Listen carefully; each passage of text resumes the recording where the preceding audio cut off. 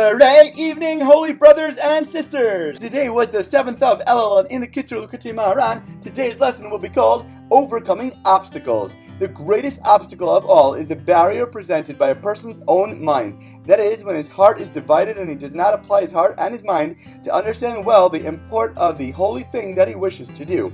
For example, when a person wishes to travel to the true tzaddik and he faces many obstacles, if his mind and his heart are firm in the conviction that his entire vitality and everything that will remain of him after his death depend only on this, both for him personally as well as for all of his descendants, then without a doubt, no obstacle will impede him. And compared with this, all the obstacles he faces will pale into insignificance. The main obstacle, however, is the barrier generated by a person's own mind, whereby he is not firm enough in his conviction and knowledge that on this alone depends everything that will remain of him forever. Similarly, even when a person does merit to come to the true tzaddik, and he successfully surmounted all the obstacles that prevented him from coming, but he still entertains doubts and questions about the tzaddik, and his heart is still divided against him, this is indeed the greatest barrier of them all. The same is true regarding prayer.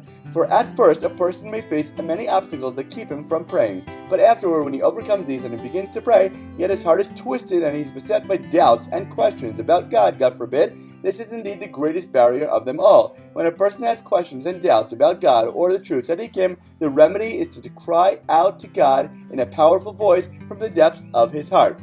When one puts his heart and his mind to something, nothing can stand in his way. Hashem leads us on the path that we wish to follow. It is just how badly we really want it. The most important thing is to have a firm and strong heart, and then a person has no barriers at all. This is particularly true when it comes to physical impediments, such as a lack of money or opposition from his wife, his children, his father-in-law, or his mother-in-law and father, and not to mention other people who attempt to impede him with their words and their mockery from drawing close to true faith. Certainly, all of these impediments are nullified and disappear completely for a person who fortifies and strengthens his heart in God. When we have real and absolute emunah and our hearts are flaming fires for Hashem, there will be no worries or problems at all. Teaching number 47. It is very dangerous to teach Torah. It requires great effort and abundant skill to be able to weigh one's words exactly so that each and every person who is listening will hear only what he needs to hear and no more.